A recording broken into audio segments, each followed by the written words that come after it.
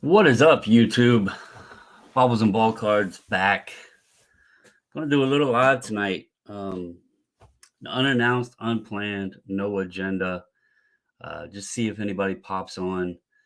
Kind of hang out a little bit. Q&A. If folks want to join in, I can throw a link up. Kind of open mic type thing. If anybody wants to talk about anything. But I was just sitting here. I've been kind of listing some stuff on eBay, changing changing up some of my listings. Going to try out some auctions on some stuff that's been sitting there, and I figured, you know what, I haven't been live in forever. Well, let's go live. So, um, what is up, Global Sports Card Investor? How are you, sir? How are you doing, man? Rick Moore, how are you doing? So yeah, just as the title says, no agenda. Just kind of hang out, chat, Q&A, that sort of thing. I've been trying to do videos regularly, get them up and posted, that sort of thing. Um, Also doing the podcast over with Refractor.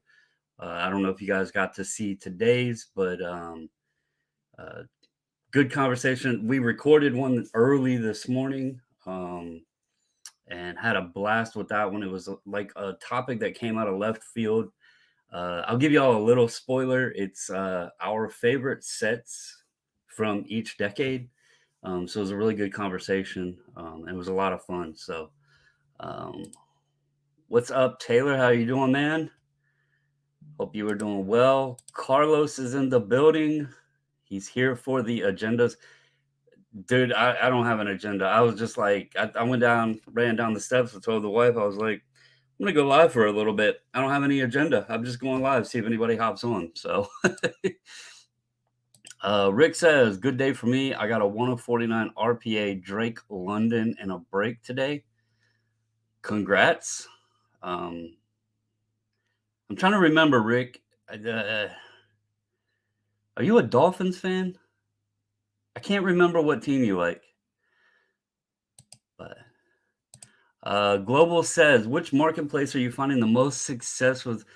So right now, the most success has been obviously eBay. Um, I've been working $2 and up. I put on eBay. Obviously, $2 to $20 I'll do is plain white envelope. Anything above 20, I do regular, regular mail. I have been experimenting with another site. It's called buysportscards.com. I'll show you guys the site over here. I plan to talk more about it once I get even more into the site. Let me log into it real quick and show you guys. Um, it's actually really nice to list on. Let me go over here, share screen, bam, share. So here is buysportscards.com. It's the only thing that really it's missing right now, I feel, is traffic.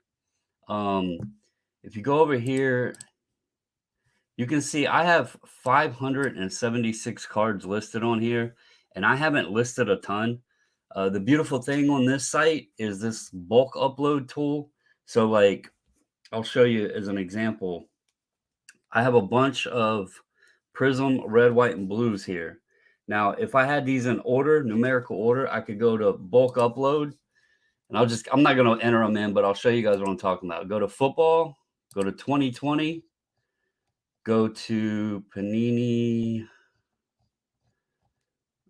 find it here, Panini Prism, go to parallel, red, white, and blue, select condition. We'll just say 50 cents on them. We'll go to generate, and then it'll bring up this checklist, and it has everybody in order. Like, the checklist is right here. So now all you have to do is go over here and put your quantity that you have, and then you can put, let me take this off real quick. You can put like a inventory SKU if you want to. Obviously, you can go in and individually put pricing if you want, but a lot of them has stock images as well, which I know some people don't like stock images, but if you go to a site like Beckett Marketplace, that's what they use a lot on their stuff is stock images. And if it's lower end stuff, I don't think people are really matter if it's a stock image or they're not trying to get $1 million gem mint 10 or anything. So this site makes it very, very easy to upload cards to for sale. I really think the only thing it's missing is more foot traffic to really be something special. There's no seller fees. The only thing you do is pay payment processing fees. The one catch is if you're somebody that wants your payments, um, if you want your payments like soon as the card sells, this isn't going to work for you because part of the protection for both buyer and seller and to protect them, making sure sellers are good, they put a 10-day hold on your funds to ensure that you've sent it off. It says in here, um, where's it at? FAQs. There's a lot of detailed information here, but they require you to ship within 48 hours. And then again, they put the funds on hold for 10 days. That way it gives time for the package to get to the buyer to confirm everything's good.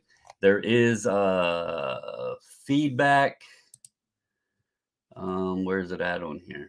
I know there's a feedback thing. I don't know where you see your feedback though. Let's see. I'm still new and learning. Here it is. Feedback.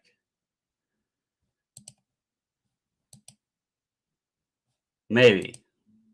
Oh, I guess you got to go in here. So see, you can see here 2 orders. I have 100% feedback. Um, 5-star rating. So there's a feedback and everything else on here as well. But yeah, it's a really cool site. Very simple to list cards on. So what I'm planning on doing is anything $2 and up, and then anything under $2, I'm going to throw on here and try to see if I can generate, moving some of the lower end stuff as well. So the other thing is like for shipping, buyers have to have a minimum amount to check out. I want to say it's $3. Um, it's either $3 or $8. I can't remember. But there is a minimum amount that the buyers have to check out. So it's not like they're going to buy a quarter card off of you, and then you're going to spend more to ship it than what the card even was worth. So there is little things in place to make sure it's worth your time. So, all right, get back over here. Rick says, no, USC don't have a pro team. Oh, he's a UFC player. Okay. My bad. Sadi, he says, can I send you 5,000 cards to post on eBay? Sure. I'll do them for, let's see, ComC is 50 cents a card. We can work something out. Give me your account info. I'll load them to your eBay account at 49 cents a card. Sounds good? All right, cool. I'm on it. Amari says, hello. How are you doing, sir? Amari said, this is like TCG Player for sports cards. I'm not my son knows about TCG Player. I never use that site. So I can't speak on the likeness. But I do know it was a popular site. Global said that looks like a handy site. It is very interesting. Like loading, if I had this stuff sitting here, I don't want to bore y'all by putting the cards in order and everything. But if I had these cards in order where I could just go down and put my quantities in, you would see I could do this stack of cards. Like I have a big stack here. I could do these in just a few minutes, and it's so easy to load them up on there. So, as a seller, if you have a bunch of lower end stuff and you don't know where to put them, like it's not worth 50 cents at ComC or obviously eBay. It's difficult to put cards up that are 25 cents or 50 cents. It's been a great place to the simplicity of uploading the cards makes it really nice. The guy that started this site, at some point, I'll probably have him on the channel and let him explain more because, well, he knows everything about the site. But yeah, I have his contact info and everything. He's a really good dude. So, Sean says live stream. Hell yeah, yeah. This was just unplanned, like I said, no agenda. If anybody, I don't know how to do it. Um, let's see. Invite, copy to clipboard, copied. Let's see. Post comment, paste. There's the link. I think y'all can see. Can I pin that? Nope, I can't pin it. There's a link if anybody wants to join. I don't mind if folks want to join. Um, sit here and chit chat for a bit. Again, I know Monday Night Football is on and all that stuff. I literally just was like, you know what? I haven't been live in forever, so let's get on and do this. Seti said it's more like 10,000 cards, all 50s and 60s, baseball and football, so pictures are needed. You want me to take 10,000 pictures? We might have to up the ante on that one, man. Oh, look at that. Making sales while we're live. That's how you do it. I've actually sold um, two mini helmets over the past 2 days. Very interesting. I've had them sitting around. Um, so But yeah, that's very interesting. I've had them sitting here. I've offered them in the Facebook group. Nobody was interested in them. Two of the three I had sold. So that's pretty interesting. Mini helmets are a popular item, it seems. Um, he said TCG Player has preloaded sets with stock photos, and all you have to do. So that is essentially exactly how this is. The sets are all on there. The checklists are there. All you have to do is go in and exactly as you said, quantity, price. Um, Many of the cards in there have stock images, so you don't even need to worry about images. So yeah, if that's how TCG Player is, then yeah, it's pretty much TCG Player for sports cards. Then is what it sounds like. So pretty cool. Jay Mish says, "What's up, kids? I hope you were doing good, sir. Hope you're feeling better. I am expecting you were busy today because you were pretty quiet. So I was thinking you were busy. The missus is on. She says she has agendas. Um, I don't know what those are, so I'm gonna leave it as that. I do want to talk about something that I was gonna do this as a video, but since like I don't have anything, I'll get y'all's takes on it. There's people in here, so I didn't really throw a big deal about the silver pack thing, the Topps Chrome thing. Um, because I didn't buy any of the product. It wasn't too surprising, um, but I, they did at least do a fix, and they're doing the silver packs. But I'm gonna say I'm kind of pissed off at the silver packs because they did another update where they're giving people 4 cards, and they're saying that they're gonna have them shipped out by September 30th and all of that, and that's great. But my question is, why do these manufacturers, and I'm not just, speaking on behalf of Tops, but why do these manufacturers bust their ass to get things fixed when, there's consumers out there that are waiting on things, that have been waiting on things for a long time, but if it doesn't affect their pockets, it's no big deal to them, right? And it seems like if there's heat put on them, like in this scenario where there was a screw up and there was lots of talk out there about the screw up and the price of the product was diminishing and people weren't buying the boxes, then it's like, oh, we got to do something. And they want to get it out, and get it done as quick as possible. But other situations that are going on, it's like they don't care. And what I mean, so y'all know, I talked about it. Me and the missus opened 2022 Top Series 1. And I was excited because I'm not someone that ever redeems redemption cards, but I really wanted that Wander Franco, 87 design Wander Franco. I thought that would be a cool card. I love that set. Have a rookie auto of his. We got the Trout as well. And, you know, I was like, cool, a set, a design that I like, a Trout auto, a Franco auto. Awesome, right? Well, I had other redemptions sitting here, and I went on top site and I redeemed all my redemptions, which is something I don't think I've done any redemptions since, I don't know, 2010, 11, somewhere around in there. I redeemed a Kobe auto from Panini. Outside of that, I don't normally do redemptions. And I did these because, again, the Trout was cool and I really wanted the Wander.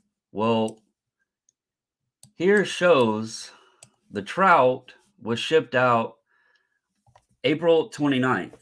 So that one was about 3 weeks after I redeemed it. So by that date, I did it somewhere in the first, possibly second week of April is when I redeemed the redemptions. The Joe Adele got redeemed or got shipped the same date. These two actually came together. And then I had an Alex Verdugo that they shipped out on June 17th. So about a month and a half ago, I noticed that all of these were sitting there with this button over here that said request substitute, request substitute, request substitute. And I was like, okay, well, it doesn't look like I'm getting the Franco because it's been like 5 months, 6 months now, or about 5 months now. And that was about, like I said, a month and a half ago. And these Malcolm Nunez, well, he's from 2021 product, and I've yet to see any of his autograph stuff on the market. And then Bobby Dahlbeck, this is from the All-Star Rookie Cup product, which was a 582 Montgomery product. And, so this one, I was like, I really wanted this Franco. The other three, I didn't really care about. I was kind of curious what they would substitute these as. Would they give me another, decent prospect for Bowman? Obviously this one's a gold shimmer, so it's out of 50. So I went ahead and requested substitutes. Well, now here I am another month and a half later requesting substitutes, and they're still all pending. I haven't gotten any of them. So it's like damned if you do, damned if you don't. But then this is what really bothers me is because Series 2 comes out, and there is a Wander Franco 87 Topps design on-card autograph. And to make it worse, if you look at the card number 87BA-WF, and it doesn't say anything about Series 1 or Series 2, it just says from 2022 Topps Baseball. And notice that number 87BA-WF. Well, if you go over here to Series 1 and look at the checklist, 87 Topps Baseball Autos, 87 BA-WF. So Series 1 and Series 2, 87 autographs have the same identical card number. They don't tell you whether the auto comes from Series 1 or Series 2. It just says Topps Baseball. And these are live in packs on-card autos, but yet the Series 1 cards from April, you can't get. And you call Topps and they tell you, well, Wander hasn't sent them back to us yet. So I don't really understand how he sent the Series 2 ones back, but they didn't send the Series 1 back. So it's a bit frustrating, but yet something that affects their wallets because people aren't buying product, they make sure to get sent out. And I don't like how that is. I understand. I'm glad that they're fixing the issue.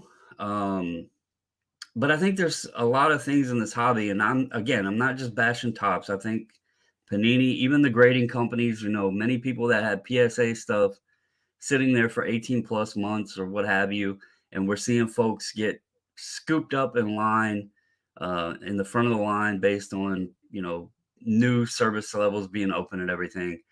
It's just sometimes I think the consumers are only going to do what benefits them, and or the manufacturers and stuff. The corporate companies are only doing what's benefiting them, and they don't really care about the consumer end. So I'm glad that Tops is fixing it, but there's other things that you just can't get answers on, and I don't know how others feel about that.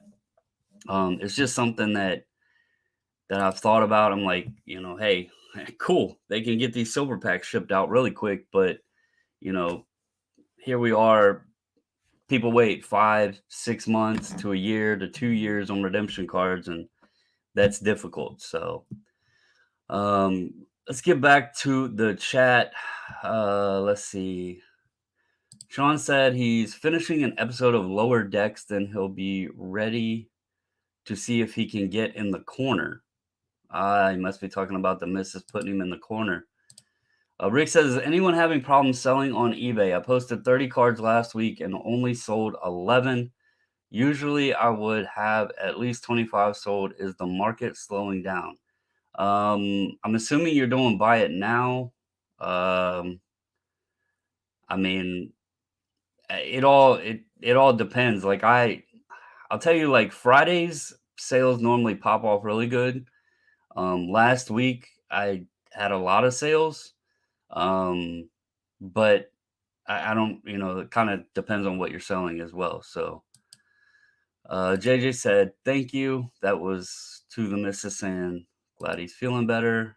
I've had to put my own self in the corner. JJ said, what kind of stuff was it, Rick? Sean says, I feel like sales have been strong. I kind of would mirror that. Sales have definitely been pretty decent.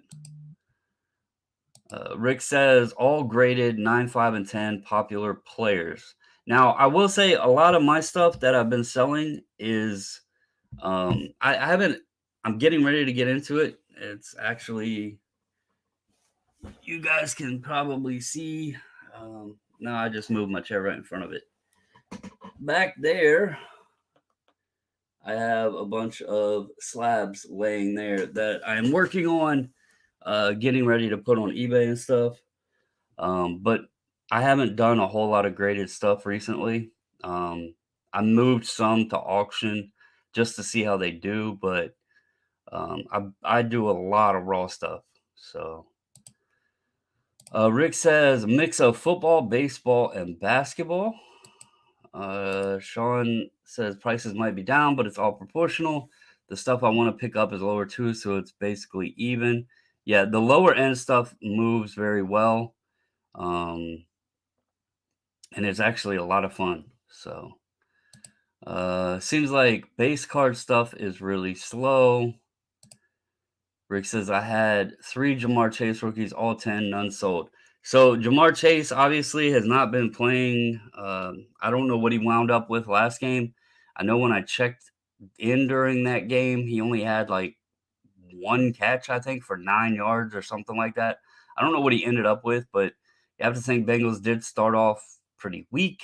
And if he hasn't been playing well, that could have been part of it. And also, folks are chasing the quarterbacks right now, so could have a little bit of it. But Sean, he echoes that Bengals didn't have a great start, so kind of makes sense. Had a Kobe Bryant and a Tom Brady, both 10s, neither sold. I'm not sure what Kobe market. If JJ's still on, he would probably have better eyes on the Kobe market. I haven't really looked at what Kobe's doing.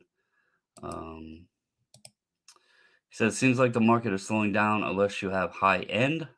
I don't have high end, but I'm selling the hell out of low end. So maybe the middle ground, maybe it's you're either rich or poor in the card space, and then your middle class is struggling in the card space. I don't know.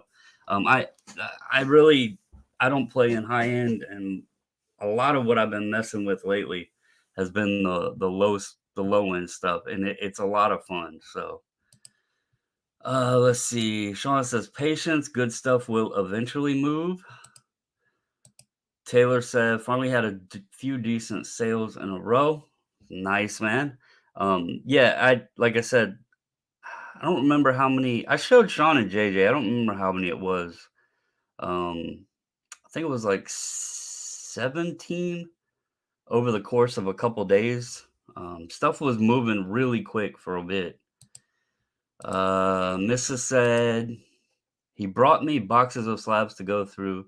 Yeah, I brought her a big box that I purged out of the collection a little bit just to make sure she was okay. I don't want to sell, anything if it's something that she feels or likes or what have you. So um, I don't just pull it out and throw it up. So Sadie said ungraded is selling really well.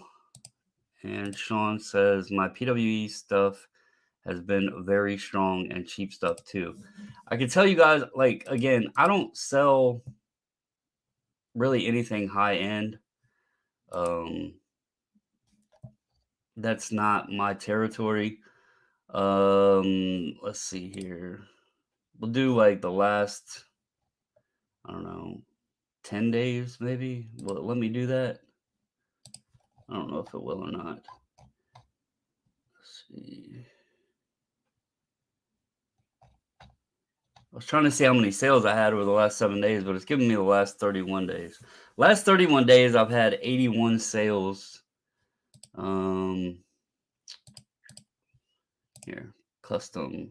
Let's do for like the last 2 weeks since the 12th. So I've had 55 sales in the last 2 weeks. Since September 12th, 55 sales. So, but my average price was $31. So, like I said, it's not high end stuff. I'm selling the lower end stuff, that actually the plain white envelope stuff under $20, that stuff moves easy. So 55 sales, average of $31.31. So yeah, I mean, I don't know.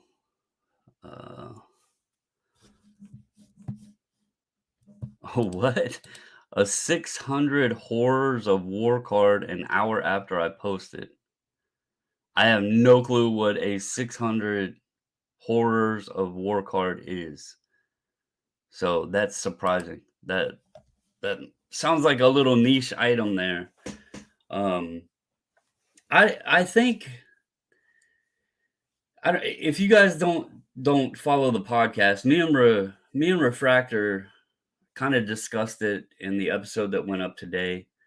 I think, and I've kind of had this thought about it because, like, we all know just a couple years ago, basketball was the sport that you wanted to be into if you were trying to flip or make money on. Legit, you could buy like basketball cards, and if you were buying like Prism or Optic and stuff like that, it was it was pretty hard to lose money buying packs. Now, it was obviously wax was cheaper, but the players moved a lot more frequent. Um, you know, that was the space where if you wanted to buy something to sell, make money, basketball was the place to do it. And now we see that shifted over into football, and I've been trying to figure out like why. Um, I first thought, well, maybe it was because the focus, the draft class with Zion being hurt kind of disappointed people. The Cunningham draft class wasn't as hyped. People were having difficulty finding product. I was trying to figure out why, like the interest shifted, and and this is just hypothetically thinking or looking at different factors, and one thing that caught my attention was also the amount, like, yeah, the boom happened, yeah, prices went up, wax is higher, but it wasn't like to see an ultra modern card hit $1 million, that is very recent. That's very, very recent stuff. And even then, it was like exquisite RPAs of LeBron James would be, a card from the 2000s. It wasn't, you know, that, or it was vintage stuff. It wasn't like a card from 2 years ago is busting $1 million. And so I got to thinking more and more. I was like, what is causing this? And so we had a little discussion about it. And the only thing I can figure, or that I'm curious on, is we blamed like there for a while, people were blaming the sneakerheads coming into the hobby, right? And that's where the flippers came from. And they flip their sneakers, so they're coming in flipping sports cards and this and that. I'm wondering if it's not being driven more, especially on the high end side, from people who are into the gambling industry.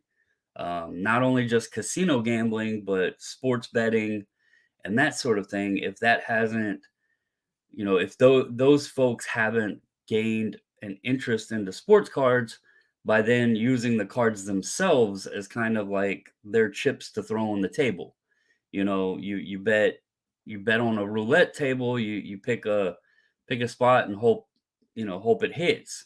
Um, it's almost like a similar thing here. They're buying these higher end quarterbacks or what have you, and hoping that one of them hits, kind of, similar thing to a roulette wheel, or picking the underdogs on the bets each week and hoping that they get a return. So it also kind of got me thinking, like, is this why waxes went up so much? Because we all know wax is a gamble. Buying wax and opening wax is a gamble. The likelihood that you get a return, or let alone a profit, is always very risky on wax. And I thought about that even more, of relating it with the gambling side, because when you talk about people that are like heavy into gambling, they're not going to the casino to sit down and have fun at a nickel slot machine, right? They want to go to the high roller room. They want to go to the poker table. They want to go play blackjack. They don't want to just go and have entertainment at the nickel slot and play off of, 20 or $50 for the night and just have fun. The people that are, and I am going to use this term, you know, abruptly, but the people that are addicted to gambling, they want the high scratch off ticket, right? They don't want the dollar ticket. They want to play the pick 3, the pick 4, the Mega Millions, the Powerball, all of those pick 'em things. They're playing their numbers every day. My number's going to hit. My number's going to hit. So it kind of like made me think, is that part of why wax is getting away with increasing the price on wax? Because then you have, well, it feels more of a rush, buying $100 box and hitting $60 worth of cards. It's not that big of a gamble, right? But you spend $2,000, then it becomes a gamble. Like, it's that adrenaline rush of whether or not you can hit the big ticket, you can hit the jackpot. And my fear with that is most people don't win when they gamble, right? You're going to hit every now and then, but you're going to lose more often than not. And we already know that wax, you're going to likely lose when you open. And if it becomes more and more of a loss when you open it, that's going to turn people off more and more, because folks are going to start getting financially in debt. I'm worried people are, going to start tossing it on their credit cards, and going and ripping wax and praying that they can hit that lotto ticket. And that's just not good. That's not good for any of us. And I don't want people like going in debt over what we call, or have coined or phrased as, the hobby, right? A hobby is supposed to be fun. And I don't know anybody out there that's going to say losing money, knowingly losing money and big money, I don't know anybody out there that's gonna ever say it's fun. And, we talk about kids, we need the kids to be the future, to sustain the hobby and this and that, and it's gonna be difficult. Like, kids can't bring up the rear. I mean, what are they gonna buy? It's tough to even go to Walmart and buy a cello pack anymore, it's expensive now, so, I don't know, I hope they can fix it to at least, like, hit all spectrums, just like I was joking around with you have the rich end, the low end, and then the middle class on what stages of slabs or cards or whatever in the market. But maybe we need that for wax too. You know, give an option to everybody because I do want it to stay fun. I don't want it to just be a gamble or feel like a gamble anyway. Um, Sean says, I love it when you are listing cards and stuff sells before you get done listing the stack. It seems like the more you list, the easier stuff sells. I will say that. Um, feel like product delays really hurt basketball. We can blame the product delays, but there's so many products now. Uh, I don't know that you can use that as an excuse anymore. I mean, yeah, Prism gets bumped back, Optic gets bumped back, Select, but there's just so many different products now that I don't know that we can say it's the delays anymore. I mean, I don't know. It could be some of it, but it's tough. Maybe the prospecting side where you were used to be able to get the guys in the wax like before the season was over. Now they're going into like their sophomore year. Maybe that could be some of it, but I don't know. Definitely a crossover effect between cards and sports betting. Guys are chasing that dopamine hit. Yeah, that's exactly what I was referring to is, um, that rush, that excitement that comes from cracking the pack. It's not about the cards necessarily. It's that hit, right? And another interesting thing, and doing the podcast, I love having the topics and the conversation, but we don't always get to show everything. So I'm going to show this real quick because this was something that I really found interesting, um, that I want to share with you guys. So let's see, share screen. So this was an article I found when I was looking up the whole sports betting and everything. And this shows it between online fantasy players and then online sports bettors. And you can see here they kind of mirror each other. But the point that like really grasped my attention was this 50% are between the ages of 18 and 34. Average age is 37.7. And then down here, it was the same thing. 50% are between 18 and 34. Average age is 38.1. And this is for online sports betting and then obviously, fantasy sports and stuff. I found that really interesting because I bet if you like check the demographic of sports cards, it would be very similar. A lot of the new people that came in would fit in that 18 to 34 range.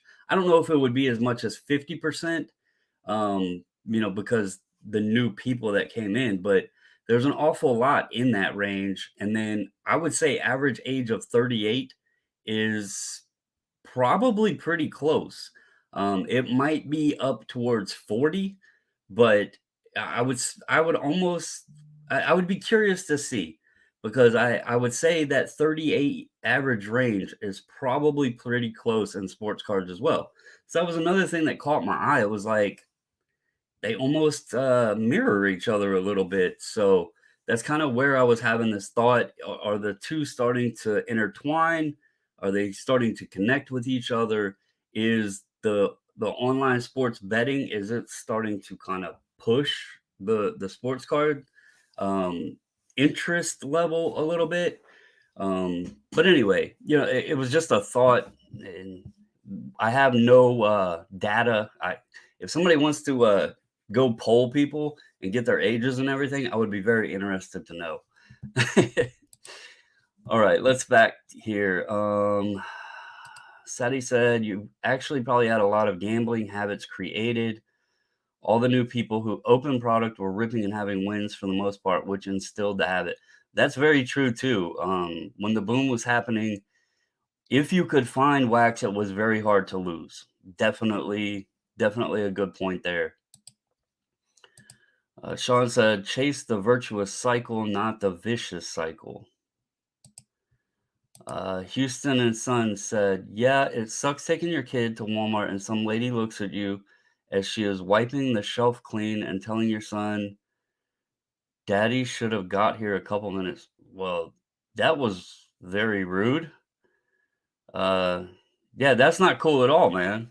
Sorry to hear that.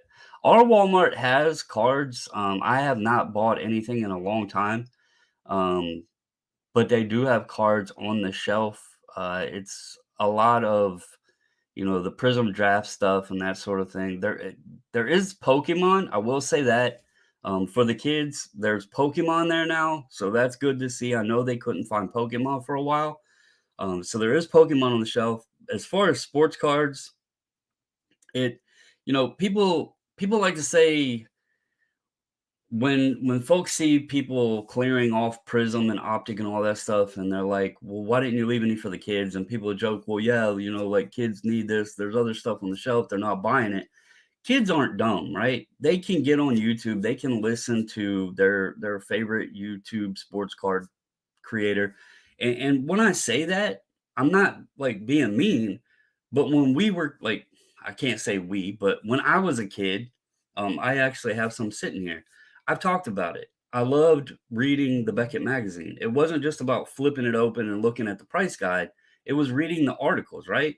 So kids are on Instagram or TikTok or, YouTube or whatever, and they can hear and read about what sets, what products, what players, all of that stuff is what people are wanting. So when they go to the store, yeah, there might be another pack there, but they're hearing the same thing we're all hearing. And kids aren't dumb. They want what they hear about. So, yeah, we can sit here and say, well, there's stuff on the shelf. Why aren't the kids buying it if they're really into it? But the truth is, they want they want the good stuff just like everybody else. So, and you can't blame them for that. So, what's the most valuable card on the planet? How much is it worth? Well, I mean, that's all a topic of opinion, but currently it would be the Mickey Mantle at 12.6 million. Now, obviously, that could be argued because there's others that are likely more that would go for more, but they haven't been brought to market. And so, therefore, the determining price of those has not happened yet. So, currently, we have to say that the $12.6 million 9.5 Mickey Mantle is the most valuable card on the planet currently. Um, just had to answer a question because I reckon he thought we charge extra for sleeving and because we overnight ship. Oh, I'm not paying attention to my phone. But no, I mean, that's a good question because some people might think that that's an optional thing. Anybody out there, if you're not familiar with us and our group sub, we do overnight ship to and from SGC, and we do sleeve every slab and superior fit sleeves at no additional charge. So, um, now I could understand somebody asking because they might think that's like, something that we charge extra for as an option or something like that. So that's understandable. Um, what is up, Andy? How are you doing, sir? Again, if anybody wants to join in and shoot the shit with me, let me know. I'll throw the link in the chat again. If anybody wants to hop on, feel free to join in. There it is. Let's see. Sean said he'd love to be 38 again. Yeah, me too, brother. But that's not gonna happen. I haven't found the rewind button on my ass yet, so I guess I'm gonna have to keep moving forward. We're gonna have to keep pressing play. Canton Card Collector, what is up, brother? I hope you were doing well. I'm glad you have a new schedule and you were getting home in the evening, sir. Getting yourself some rest. Let's see. Sean asks, is the cat watching? I need to figure out how to get the cat to hit the like button for me. That's what I need to do. I don't have somebody sponsoring my like button like Carlos does. It's all on my dime, but there's not much benefit to it, except telling me that, hey, I'm not an asshole. But I do appreciate it when y'all tell me that. So anyway, if the cat's watching, that's funny. Uh-oh, the cat's listening to the podcast. That's pretty interesting. Rick said you should do a Pokemon training to teach us what I am not. No, I would never, Rick. So I am not anything. I would never sit here and tell anybody what to buy in Pokemon. I only buy Pokemon every so often to just have some fun opening packs because it's something that my brother enjoyed when he was younger. And like I'll be honest, the missus has some characters she likes. I played Pokemon Go with the wife and kids when that was new. I know the names of some of them, but to be honest with you, outside of like Charizard, you know, I know very little about the characters or the cards or anything like that. When y'all see me send in Pokemon cards to be graded, it's literally just stuff that I have that I thought looked cool. They're shiny, they got the full artwork on it, all that stuff. Outside of that, I just send in the ones I like. I would never sit here and pretend to tell anybody what Pokemon cards to buy. That's not my area at all. Sadie said, "Did you get?" No, sir. I did not get a package from you today. The only one I got was Richard Rush. He was the only one in the mailbox today. Let's see. I'm surprised instead of bringing a dead mouse, that cat doesn't bring a few packs home. Love Sports Card Digest. Oh, the magazine, yes, Sports Card Digest. I dug these out just to look back at them. I'll show them to you guys.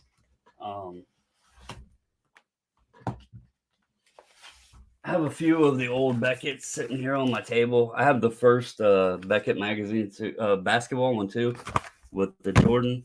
I busted these out the other day and was looking through them and just laughing and sharing some of the prices. Here, little funny story. This is the March 92 issue. And if you look at because there's been a card that's a hot topic, it's the 89 Upper Deck Griffey. People are like, why is this thing worth money? So, funny story. In 1992, Beckett price, right hand price was $60. Today, I guess a week ago when I looked at it, the raw Griffey 89 Upper Decks were doing roughly $60. So that's pretty funny that 30 years later, the Beckett magazine still has it priced at 60, and that's what a raw copy is pretty much going for today. So I found that very funny. But all right, let's see. Can we get a tutorial on how? Bro, I do not know how to play Pokemon at all. I know how to open the packs, put the card in the sleeve. That's about all I know. Let's see.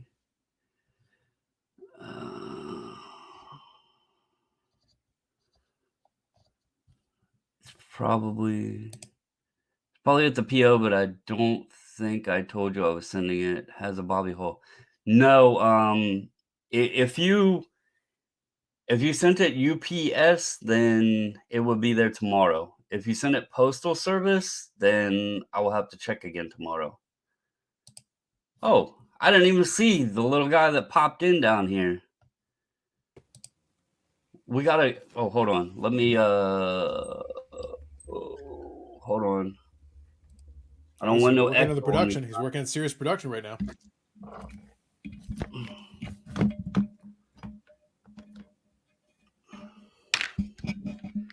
We have a guest, guys. We have a guest. What Apparently. is up, sir? Can you hear me? Oh, I can hear you just fine. How are you doing? All right, everybody, welcome Carlos. He's never been on this channel. I do hop over on his sometimes on Friday nights. I could not. I tried to get on this past Friday, but it was StreamYard was not being very favorable to me. It kept freezing up on me. It's Um, true. It's true. Let me get through the. I'm a rookie at this StreamYard keeping up with chat thing here. It takes a little bit of Rick practice. said, "Well, Rick said, then we all should learn as a group what Pokemon cards are in demand."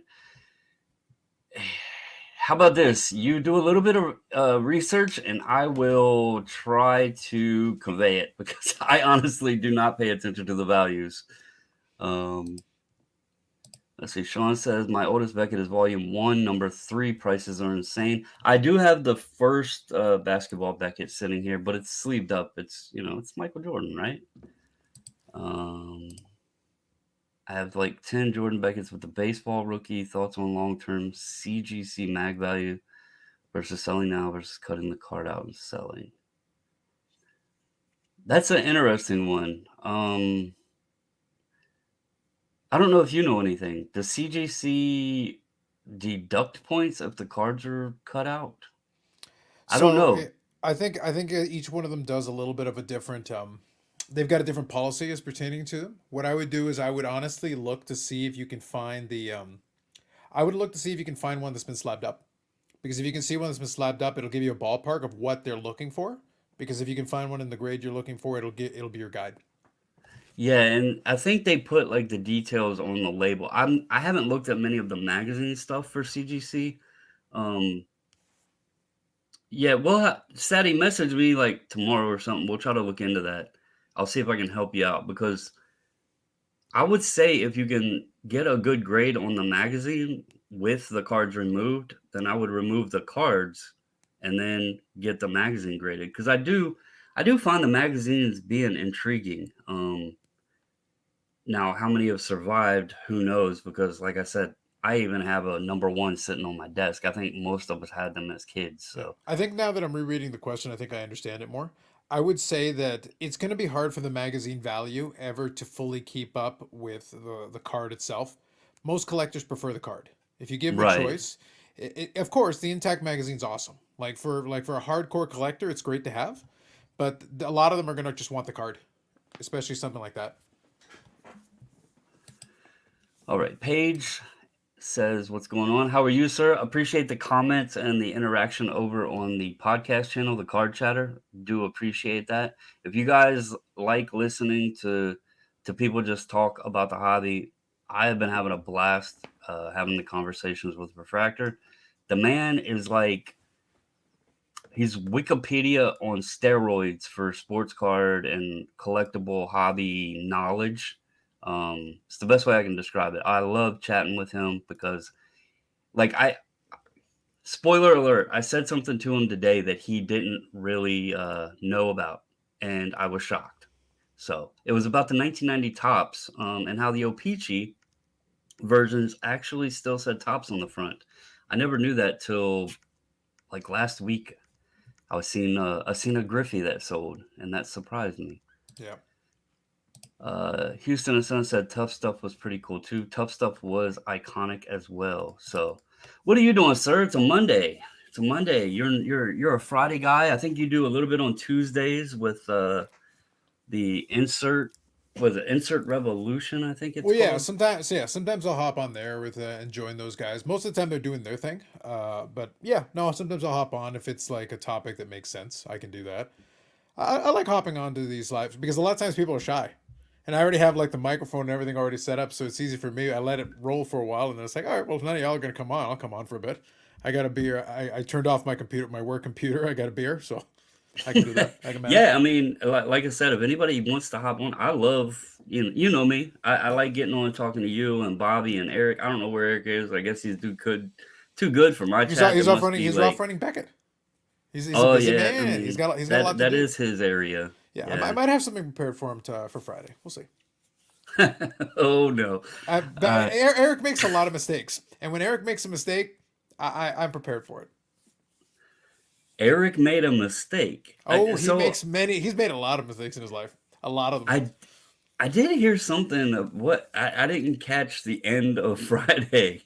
Um, I Oh, did you see should. The that end of you. Friday. The end of Friday. I enjoyed the end of Friday. It was good for world building. For world building in the canon of the show. In the end of Friday was good for world building. I can't wait to see. Yeah. Yeah, you're gonna have to tune in because that's when you'll find out that I've had a secret 16-year Cold War against the Dutch. Oh. And I can't explain. I'd love to explain it to you, but it's at the end of the show, and you have to tune in and watch the show. It's episodic, so what goes in can carry on to multiple episodes. These things happen. Yeah, but it is a blast. Like, I've told you, and this is, this is straight up. Your show is fun, and I know some people don't get the humor behind it or take things seriously at times or what have you. But I enjoy the show because you guys share topics, you give reasonable opinions on them, your own opinions. You share a little bit of facts with it, a little bit of knowledge slipped in there. But then it's the smart ass, sarcastic nature all tied together, having some fun. You got Bobby there with his, wealth of hockey wax knowledge and all of that. You Mhm. got Eric there as the gullible one that, you can slip whatever through. You've had Andy on, you've had Bob Lewis on, Amish Dave, a bunch of different people. And it's just fun to watch because it is very entertaining with a sprinkle of knowledge and topics on there. So I used to go live every night. Sean, Rick, those guys, they all remember it. Um, I haven't been live in a long time. I don't believe. I think outside of reviews and I was gonna say reveals. outside of the reveals and stuff. Yeah. Yeah. So that's why tonight I was just like, you know what? I know it's Monday Night Football. I know people are gonna be tied in watching that, but I want to take a break, get on and chat with folks for a little bit. So Yeah. no agendas, let's go live. So Sounds fair. but yeah. So there hasn't been much news either. Not Well, much news that's going what on. made the episode fun. That's why I threw that. Like I said, I had it in my back pocket. Afterwards, Eric is like, "Where the hell did you?" It's like I've had that in my back pocket for a long time, buddy. I've been ready for it just in case. And we were actually winding it down, but I was like, you know what? Let's just keep chatting. I still wanted to get my second beer. I was like, oh, I got to go get my second beer. Then Yeah. I still got time. And for those that don't know, the missus, she's watching, and I think it was the weekend before last. Um, we were sitting there watching, and she seen, you guys throwing all the little.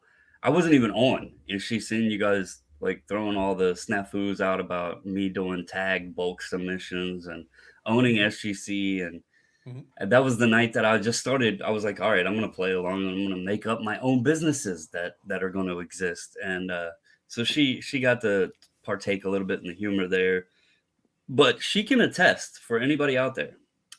Carlos does run a very extensive, long live stream. If you want uh, a lot of entertainment, like if you enjoy the Titanic, where it comes on, multi VHS. If we were still in those days, the Carlos Friday night live streams would be multi VHS cassette versions. But to be even more probably shocking to you guys is once he hits end broadcast, the nights I've been on, we still sit there and talk for probably an hour plus longer. So it extends even further.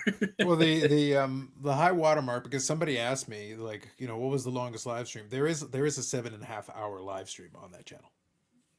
The most I've done is 6.5 on a 1700 card. I don't remember if it was the preview or the reveal, but I did go 6.5 hours on a 1700 card order one time. Yeah. Um, so Sadie says here, uh, most likely qualified or mentioned. I'm pretty sure current value raw is like $10. Were graded aren't worth sending currently either. More of how does it pan out? Oh, so that's kind of what he was talking about, the mag value versus selling now versus cutting the cards out and selling. Yep. Yeah. So You're right there. Yeah.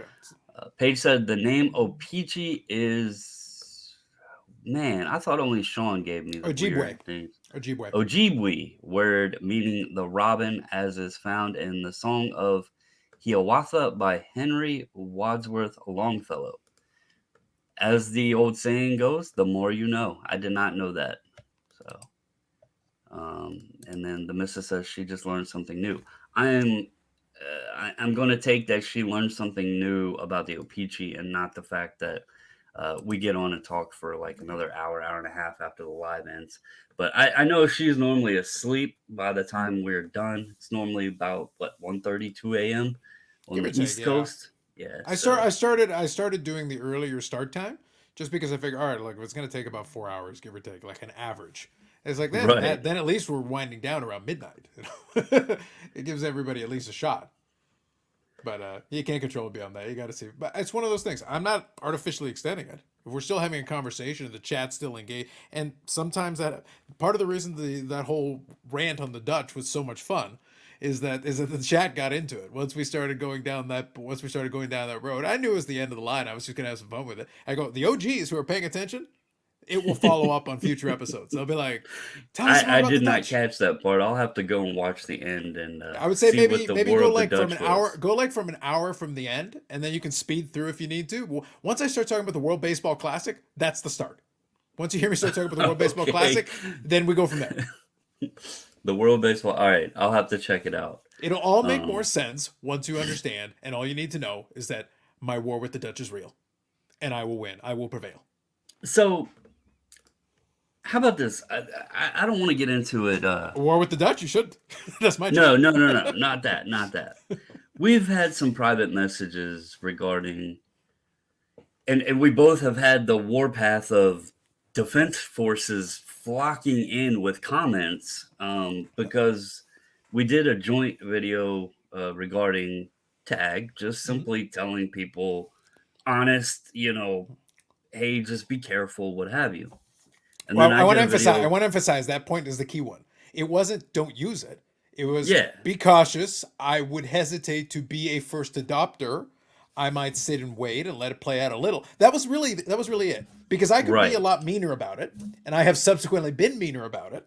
But at that moment in time, the message was it was a cautionary tale saying, "Hey, just pump your brakes a little bit, let it play out a little, and then maybe think about it." Right, and that's like, that's pretty much my video was more about like where are your standards? How is this Kobe a 10? All that kind of thing, right? Yeah. And I know there's a card we did I lose you? I might have broke my headphones. I don't know if you broke your headphones, but I can hear you. Okay, I'm still good. All right, there's a card that we discussed. Mhm. And we're not gonna like dive into this too deep, but I know you said you didn't want to dive into it in a video, but we can talk about it here just for the hell of it because Yeah, why sure. not, right? It's Monday Yeah. night. There's not many people watching right now, and just get some thoughts on it, right? Um, so I'm gonna bring it over here, and we have this lovely share screen, share screen. We have this lovely report card. Yep. So this was a tag 498 2012 Rob Gronkowski Prism. Got a tag 5, excellent. This is the grade report, and we have kind of went over this. Have you looked at it anymore since we discussed it? Um, I've given it a good review over it. My opinion didn't really change on what I was seeing in there. What I came to like high level conclusion, we can get in any detail of anything you want. My conclusion was yes, it's got some information in it, but and this is the way I present it, it's not actionable information. It doesn't help me if I'm trying to pre-grade. It doesn't help me if I'm really trying to ascertain anything from the card. I would literally have to look at the card in hand. So basically, I would need the card physically in my hand with my light and everything, and I would physically have to examine the card, which is to say then this report card becomes worthless to me because it's like, well, if I was buying this card and this report card is supposed to help me make a decision and I still physically need the card in my hand, what did you provide for me? right, and that's kind of like I was actually having a conversation with the wife earlier about this one, And I told her, me and you discussed it because there has been some come back, and this one was kind of like a head scratcher. And I'm not saying there's nothing wrong with the card. I'm more saying like you can see here, the back got a 961, the front got a 441. Yep. And when you look at this, here is like the breakdown of all of the little defects that they marked it for. Yep. And here's your front, and then your back. There's Yeah. some print lines on the Logically back. speaking, I have to assume, and this is the problem in a nutshell. I don't know definitively, but I would have to guess, if I was going to be logical about it, problem number two there has to Yeah, be your this one. primary cause. The other stuff looks relatively minor, even on paper, right there. It has to Right. be the wrinkle slash crease that is knocking down your surface down to the point that it's creating a problem. That's where I was at too when we were discussing it. That's why, like, after I looked at this more, and we'll go in here to show folks, you can click on these here and there's links. And so this is the concern is it shows you an area right here, but like there's no I mean this line here, that isn't what it's pointing to. You could see, let me see if I refresh it if it'll I do it. think there's actually a couple different lines, so I think it's kind of a centering thing that's trying to help you establish that. I think that's what it's Yeah, I supposed to think be. this is actually the region lines is Yeah. what this is. And then when I refresh it here and you see this yellow box, this is where the defect is supposed to be.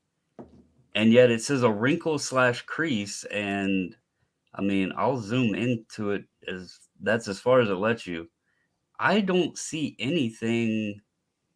I mean, maybe some edging wear right there.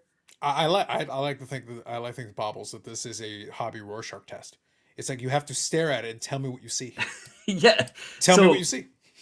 the point of this is um here we have this highly detailed report card, and I give them credit. Like there's some great, this is detailed stuff. Now I don't know if they could ever do 500 cards a day, 1,000 cards a day. I don't know what their capacity would ever be to be able to provide you this information I'll unless be this honest. is all given from I the would. computer. I honestly think that the computer could spit that out for you in about 30 seconds now. Okay, if they have the software designed to give you all this information, great. Yeah. This That is would be some my cool stuff, guess. That would be my guess. but I still don't see it telling me anything for me to figure out why it's a 5. Like Hmm. it's telling me there's here's, this isn't even that high res, but you can zoom in here 800% to that area. I can't see anything. Yeah. And then even on the other image, and believe me, I'm not like sitting here to crap on tag right now. That isn't what this is about. This is to share. We have an official report. We have a card that is live now. This card is on Yep. eBay if you would like to purchase it. Yeah. And please, Um, for the love of all that is holy, don't buy it at the price it's being asked for. Offered.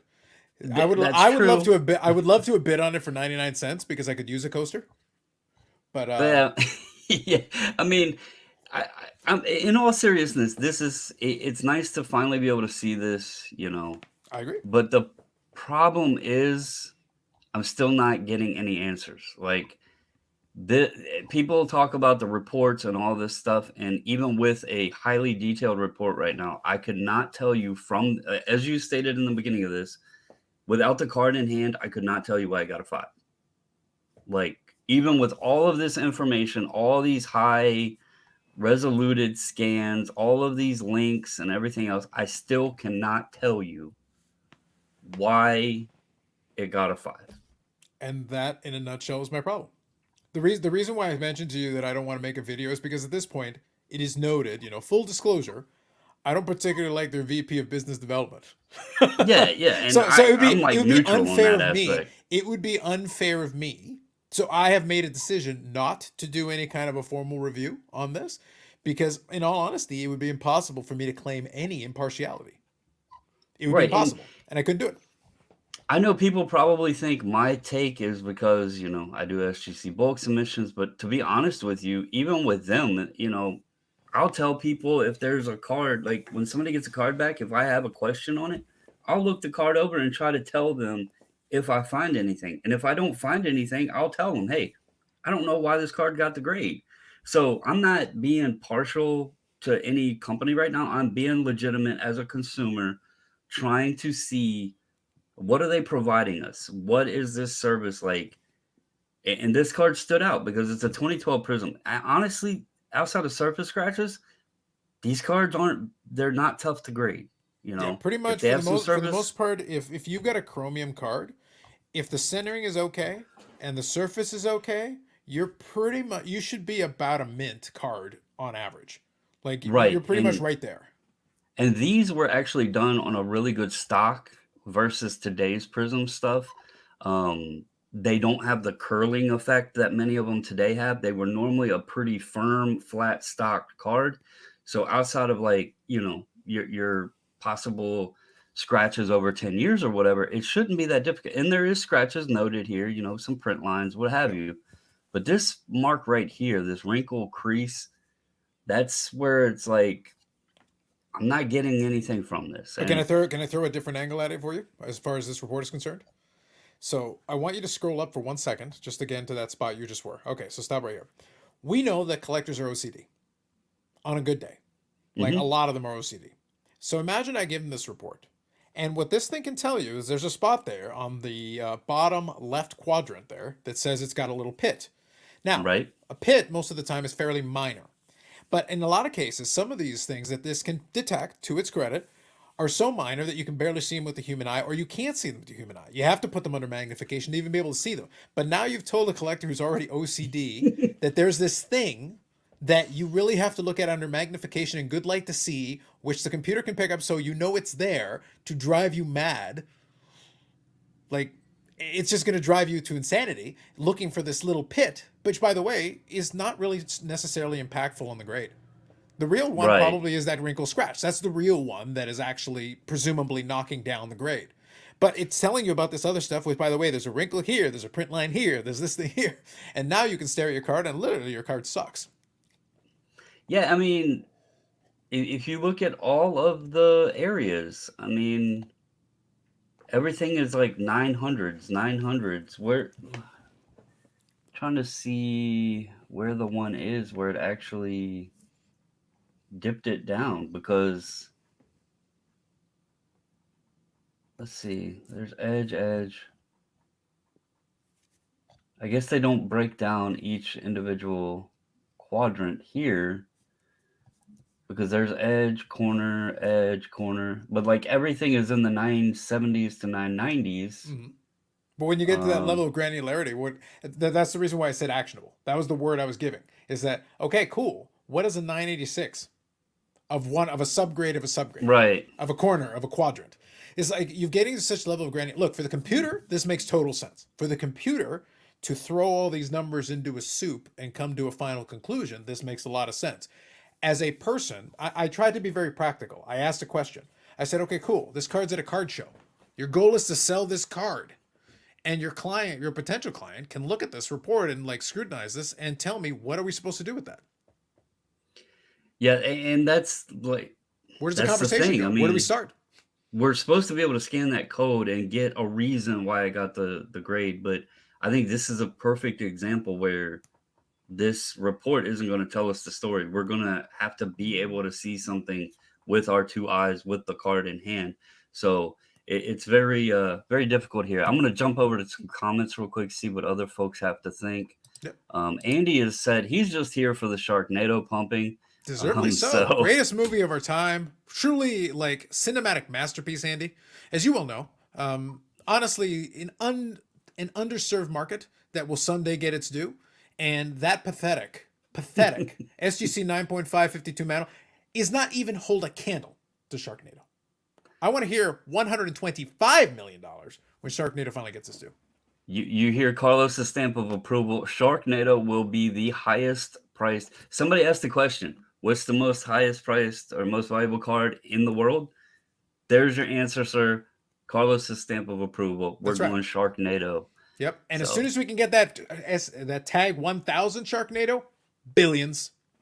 Whoa, we're Billions. going right up to the billions. Dude, the problem is in order to get a tag 1000, it's going to take us a lot of submissions. I want to, yeah. I We mean, might if have to this reprogram the is computer at that point. if this is a 448, Yeah. uh, I, By the way, jokes aside, I think we made the point in the video, but I want to reiterate it. Just again, bear in mind, full disclosure, I have tremendous bias against this company. Tremendous, incredible bias. However, I merely present a question that I leave to you to chew on yourselves. Take this back with you and chew on it, and you make up your own mind.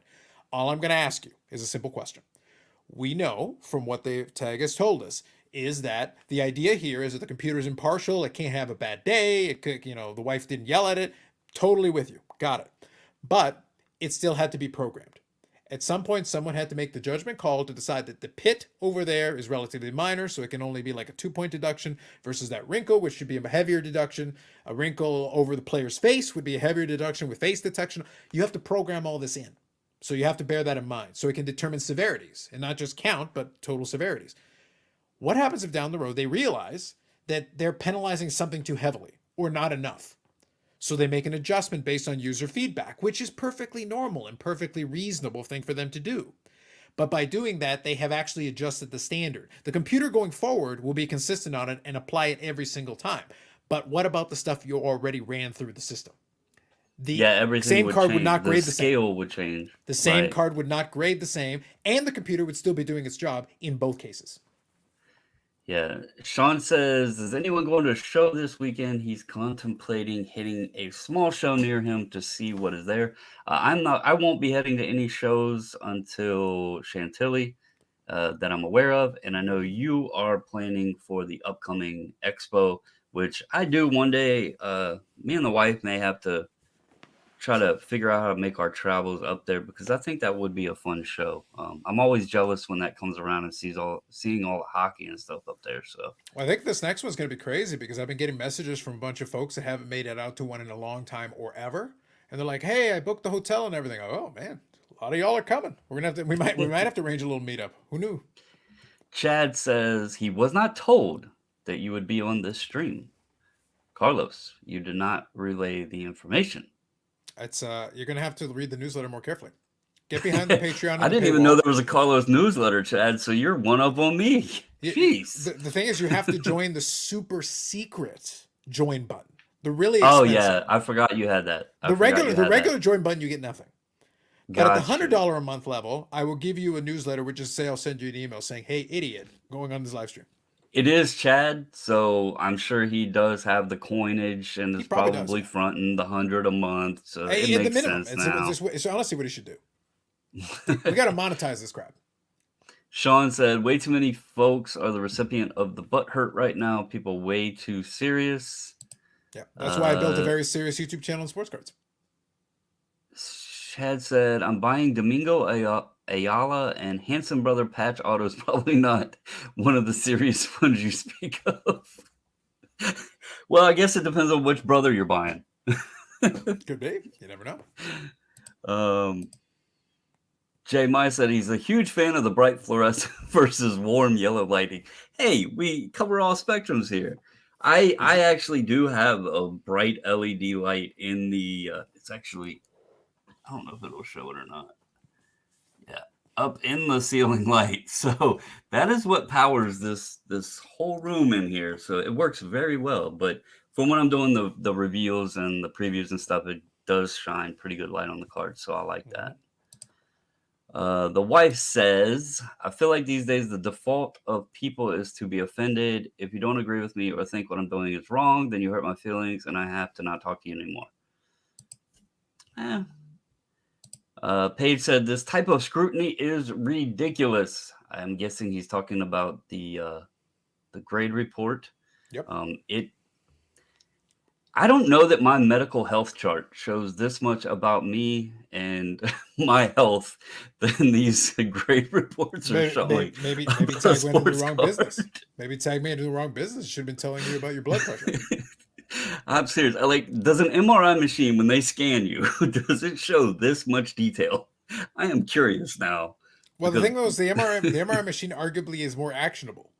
They are looking for something that they can hopefully do something with. This, I don't know what I'm supposed to be doing with. Yeah, I mean, I never thought of that, but I'm gonna have to go ask my physician if I can see my medical record. I might ask them why they're charging me so much. I mean, I'd be like, I can go here and they can scan all of me and for $22 Well, the if the problem is machine's big if you enough. rely on tag, by the end of it, you'll find out what your tag rate is out of 1,000, but you won't know that your blood pressure's too high and you need to do something about it because it's not actionable. Um, and then he goes on to say, it reminds me of a forensic file for a murder trial. It's a doggone ball card. So kind of to the same level of,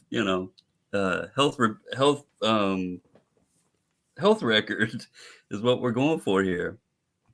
The missus says, coasters for Carlos, noted. Well, here's the thing. In fairness, If you get in if you fairness, get coasters I one have day, coasters. I have coasters, but I want to make a video where I have a very special coaster, a very special see-through coaster. If you follow my meaning. Sadie says, I can't wait for someone to buy a car cheaper from me because the Hubble telescope shows some type of something on quadrant 87338, longitude 33, a lot of numbers after latitude. Yeah, that's what we're getting to here. Look. Can I? I'll be serious here for a second. I do feel like it's very clear that someone put a lot of effort into this. As somebody who works in tech as part of my job, I can appreciate the level of depth that somebody took into putting this together. I applaud them Right. for this. But to be clear, I can give credit as well. I applaud the level of effort that was done into this. But this is one of those situations where you did all this to basically wow somebody who doesn't understand technology. You were just throwing so many numbers at them, but I'm back to, for the average person, give them actionable. You're saying that this report card is so fine. Okay, great. Why is it a 5? Oh, Right. Yeah. because the total front is 441. That does not help me. I'll say this. Maybe this wasn't one of the best cards to be put out into the public hands first. It's what the guy sent in. But what I'm saying is like this one where we cannot determine how it got the 5 maybe should have been not one of the first examples we got our eyes on into the public because I don't think it's going to change anything how many we run through. I don't think it's going to help.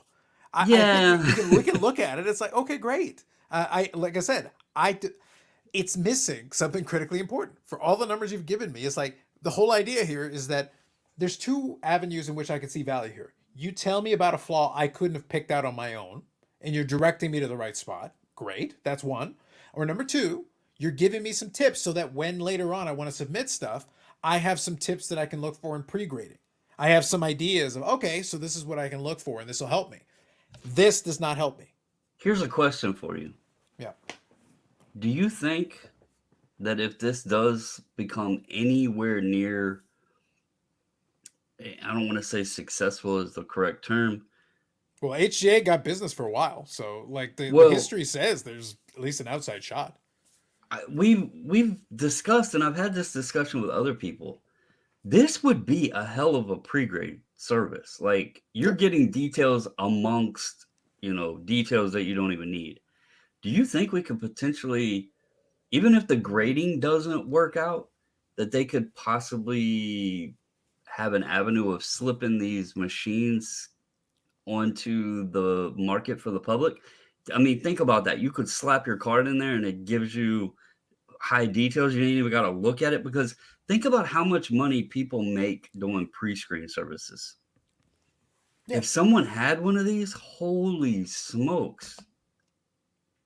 Do you I think agree. that's I ever an agree. option? I think though, to your point, they would have been doing it backwards then, because they would have also spent the money on the encapsulation machines and all the related technology and expenses related to that.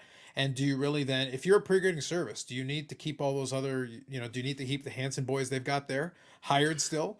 Do you need to keep the old man around? Do you need someone with floating head? No, you don't- you need to run a much slimmer operation because you've already put in all this money and all these patents for this Well, I don't tech. mean for them specifically.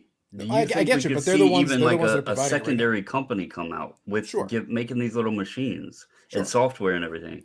I mean, I don't know what they would cost, but I could see if those could if those were ever available to the public's hands for where somebody could start up like a pre-screen service, pre-grading service, Mhm. pre-screening service, like think myself, my position, if people was like, hey, would you pre-screen my cards? And I could say, yeah, I'll do it. Most people, I think most submitters do them at like $3 a card, $4 a card, whatever. And I could sit here and just literally feed the cards in and send the guys, send somebody a report and be like, okay, this is what the machine's saying. Likely the human's going to be less detailed than this machine. So there gives you a scope, right? Um, just think of like the use that could be there. I'm just Yeah. saying. I don't know But that it'll happen, but it you just would have crossed to my be able to mind. make you would have to be able to make the money up in volume. You would really need to scan a lot of cards to get your money back because you've already put Right. in the front end cost. Think if Brad had one though and offered a pre-screen service. He does a lot of cards. Mhm. The missus says, I am. This is crazy sauce nonsense, and no computer can grade every card accurately. Hell, people can't grade every card perfectly every time. She's got a point. That's why they are very strict in what they are accepting Mhm. currently. I don't know if that's going to ever expand. I don't know if they're writing more details into the program, if they want to see if they can do this ultra modern, no autograph stuff. It's interesting to me that Tag, aka Arena Club, is running a similar. I guess theirs is assisted though. It's not like full computer or whatever, from the way I understand it. Maybe that's how they're getting away with some of it. I don't know. Andy said he obviously. I don't know if you've discussed it with him or if he's been hunting eBay, which is another topic that we could go down a rabbit hole on. It's very difficult to find any tag card on eBay Yeah. because unless you're in the market for a watch, it's hard to find much anything else. Hey, listen, Um, if you can buy a Tag Heuer at the secondary market price, you're fine. You've already somebody's already taken the appreciation hit. I have a warm spot in my heart for Tag Heuer. Thank you very much. well, you can find them easily trying to find tag graded cards, but Andy is correct. The seller does have two others. It was a Bowman Chrome card. And a Sandy Kovacs. Oh yeah, and a Sandy Koufax Mhm. like Topps Chrome or Bowman Yeah, Chrome Retro I or have the something safe like search, that. and Yeah. right now, as far as I can tell, those are the only ones I've been able to find so far. But I have a safe Okay, search so for it with some filters on it, so we'll see. this was one of the first people, obviously, then to apparently get their stuff in. So Like I said, I'm in the market for a coaster, so I got my safe search ready to go. Carlos has figured out how to search them. Let's see. Sadie said they provide the service we didn't know we needed, and after seeing it, are now aware we do not need it. Very Can we just true. screen capture this comment and be like, can I send that for promotion for Tag? Yeah, I mean it's very true though, and I want to make it clear. Some of the people, like Sadie, he sends cards often for grading, Sure. and yeah, I get the premise. We both can agree. We understand that they're trying to take out the human element. Okay, fine, fair game. Mhm. But some folks think that grading is like this magical wizardry, when the reality is, if you just sit here and look at your cards under a 10x lighted magnifying glass and you have any knowledge to grading and the scales and all that stuff, you're going to be pretty damn close to knowing what your card's going to grade every single time when you Pretty send it often, in. yeah. Yeah, you'll have a pretty good record, I think, if you really do the work. I will say one important thing here as well. Like you said, some people think there's wizardry to it, and they don't like wizardry. So instead, they say, oh, I want to give it to a machine. Ah, so you give it to a machine whose programming you don't understand.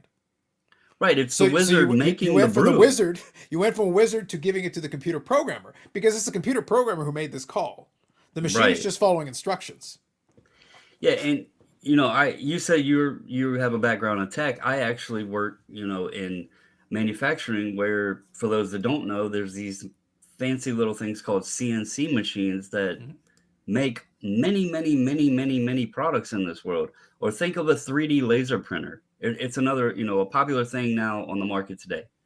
Do you think 3D laser printers, you just, you like go, hey Alexa, print me a card stand, like the guys over at Stand Up Displays, right? That's what he uses to make them. He doesn't just say, hey Alexa, print me a card stand. He has to program that 3D printer to have the design he wants on it, whatever um, option. Yeah, I guess he has different stands and everything. He has to tell that machine with all of the specific dimensions for it to then go and print it and do its little thing, right? Yeah. If you grab Same thing Andy's with comment, these grading machines. if you go to the bottom of the very last comment right now, Andy, she blinded with refractors. That is basically the statement in a nutshell summarized. Tag grading is essentially the guy who wrote the program grading. Exactly, yes. Yep. And the only thing is you're getting one person's opinion, Yep. and allegedly, as Carlos likes to say, it will be consistent. And like, if this guy sends this Rob Gronkowski back in, he should get a 441 front, 961 back, overall grade of 448. Yep. That's what this is allegedly supposed to be able to do for us. Yeah. We haven't seen that yet. I would actually have liked to seen this guy crack this out and send it back in. Let us get another report. Is the little, divots in the same place? I mean, Yeah. it's a Now what's 5. What supposed to was he happen? hurting? What's supposed to happen, according to the infomercial series, is that if they tried to do that, they would be able to detect they had already graded it and basically would reject it and send it back to them. Presumably, that's supposedly what would happen. So they wouldn't even re-encapsulate it with the same grade? They're not supposed to. That was my understanding. Maybe they changed their policy, but they were saying like, no, we grade it once. That's the grade. Wow. So they won't even re-encapsulate it.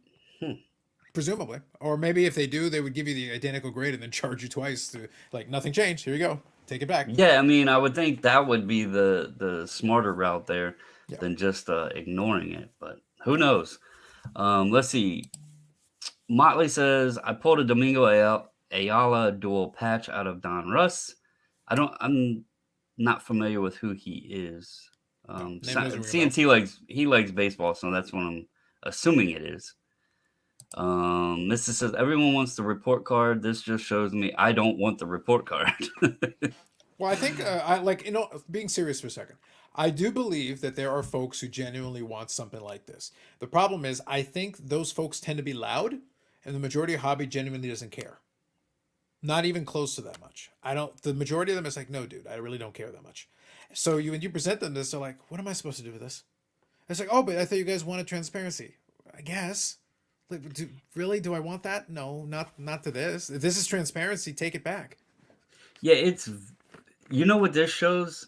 All this does is, like, if you was to get, if hypothetically speaking, someone that is very familiar with grading, if they pre-screened their cards and they looked them over and they decided that it was worth the money to send in a 2012 Prism Rob Gronkowski base card, and they spent the $20+ to have it graded, and they came back as a 5. The only thing this is for is assuming that they expected a 9 or a 10.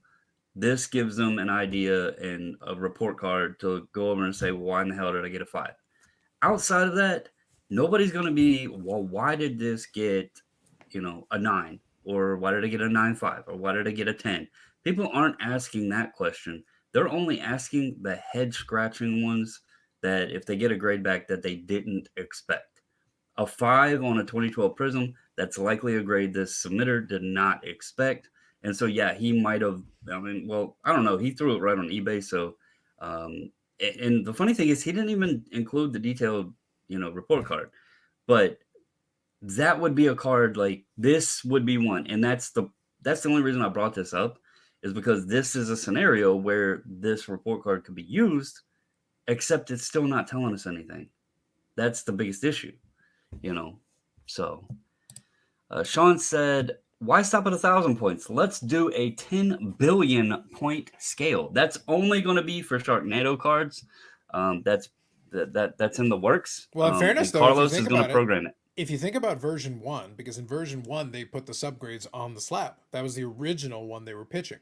So you had 4 1,000 point scales for subgrades, and then you had a fifth 1,000 point scale on the slab. So, but if you really think about it, you got 1,000, 1,000, 1,000, 1,000, and 1,000. You have to multiply all that, and in reality, you could go granular, and you might not be far off from what you're looking for. Because it's not just the 1,000. It's 1,000 times 1,000 times 1,000 times 1,000 times 1,000. Because you can go super granular because you got 5 numbers to play with. Right. Seti said, I hope someone yells at the operator to unplug the damn thing. Imagine that one. Um, Gunn says, I scan inmates every day. I might have to apply for a job with Tag when I retire. He's now associating scanning inmates to scanning cards. Interesting, Guns. Wait, you're gonna start another like rumor here. It's already rumor that I'm gonna do group subs for these guys. Man, now I got somebody on the inside. Holy smokes. Let's see. You made me laugh with your "we cover a wide spectrum" comment. My observation of the lighting. Well done, sir. I'm Hmm. glad I made you laugh, man. Um, it it's fun to laugh. That's why I mentioned like Carlos's lives, and it's been a blast to get on and join them with him. It's fun because there is, serious talk about something like this and opinions and conversation, but there's also a bit of humor involved in it, and it's always nice to have a light side to it and not just be so serious and, dare I say, shenanigans or other words folks like to throw out. Um, Tag computer grading probably bit off more than I get it, Maximus. He uses the bit, the BYTE. Very Not good bite. joke there, sir. Bite. Yep. Sadie says, as someone with common sense, I'll be honest, and they wasted their technical skills on useless labor. Eh, I mean, some people are like it, so I There's at least one guy. again, I'm There's at not least I'm one not guy. I know trying for to sure. crap on it. It's just, yeah, I need to see more. I need to see more fives that tell me why they're fives. Um, I would not want to be graded. My centering is way off and my surface is iffy. Well, I mean, I'm gray and rough, I always have the beard and everything. So, yeah, I'm sure my report card would be like my senior year of high school. I don't know if I've ever shared this story on here, but I had the best algebra 2 teacher in the world. Um, I needed two classes to graduate. It was the first year of block scheduling, so I took four classes. First half of the year, four the last half of the year, and I separated the two classes I need. One of them in the first half, one of them in the second half. And my two classes were English and government that I needed. And so, for some reason, I took algebra two as an elective, and I don't know why. Like I'm good at math in my head, but algebra, you toss in letters with numbers, and it's not my thing. And so I was the only senior in this class, and I chose to make it my nap time because it was after lunch. I was like, "Hey, perfect time, take a nap, right?" JJ, if he's on, he would be proud of me. Um, but anyway, I ended up with straight Fs across the board on my report card for Algebra 2. But my teacher had the wonderful sense of humor because she knew that I didn't need the class and that I wasn't causing any issues or anything like that. So in the teacher comments, she put a funny note and it said, "Your good work continues." And I was like, that's the best like response to, she knew I didn't need the class and I wasn't bothering anybody. So she played along with the whole thing and made light of it and straight F's with a comment. Your good work continues. So I Hmm. thought that was pretty awesome of her. Right. Um, HT says this is overkill, says a lot and nothing at the same time. That's a good way to put it as well. It says a lot, but you're still coming away with pretty much nothing all at the same time. Very, very true, sir. Sadie says Bobble somehow would still give you a lower pre-screen. Hey, he's not wrong there. I am bad. Like, I am very hard when I pre-screen cards. Um, I wrote some pre-screen grades down and that I had SGC do the roll card review at the national on. I told Peter and my rep, I was like, see, you guys would never hire me as a grader because I am the asshole.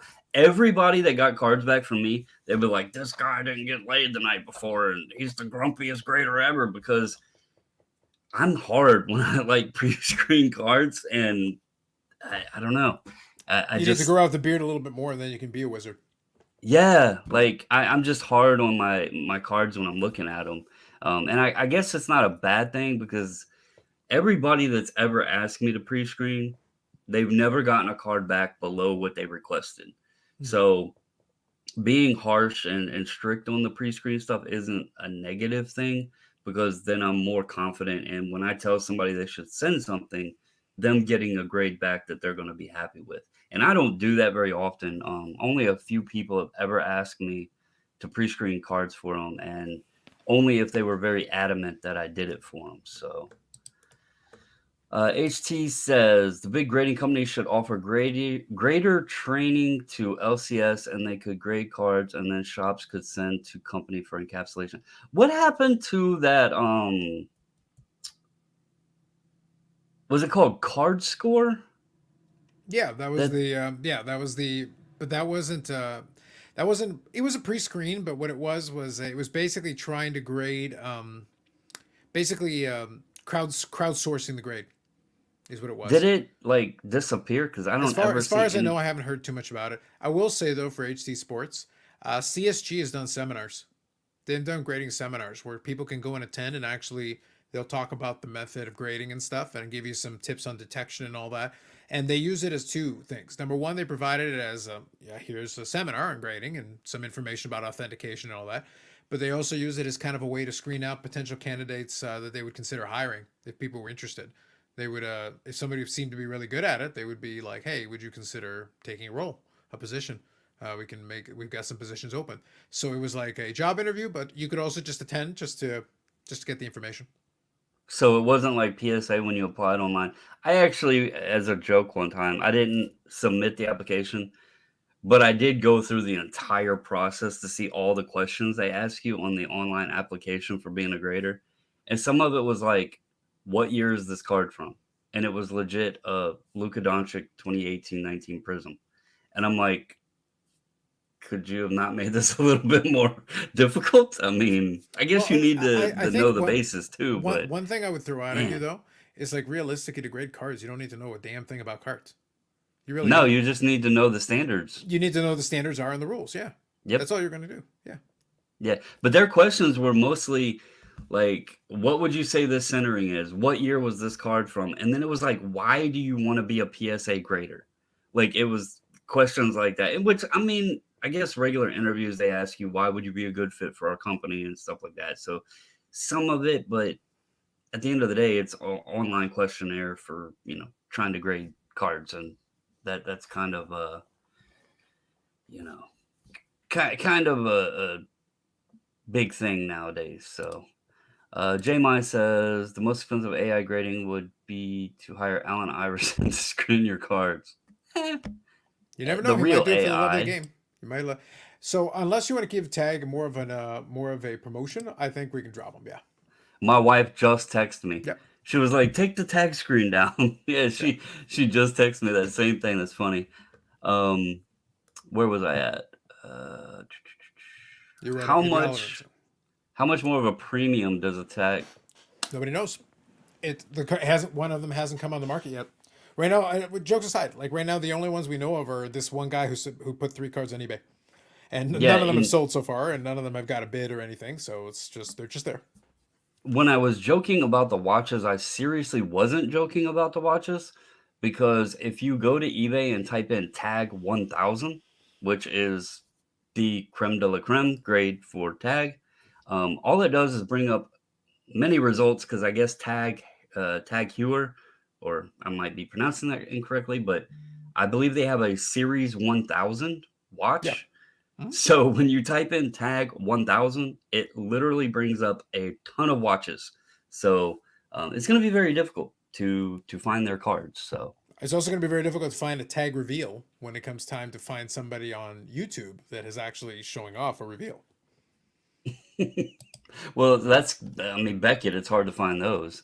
Yeah. Um, apparently, the card hobby companies' lobbyists don't understand the concept of decision paralysis. I truly long for the days of higher degrees of barriers of entry.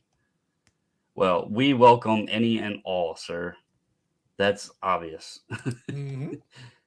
um, how do we know that the grader that program the now? That's a very good question, and that's where it goes back to the fact I that can give you one piece of background, Andy.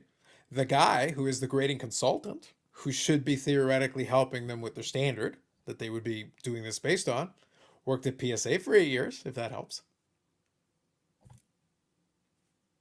Now, it didn't say he yeah. was a lead grader or anything. It literally means he worked at PSA for 8 years. He could have been the janitor for all we know, but he worked at PSA for 8 years, presumably as a grader. Now this is an interesting comment right here by Guns.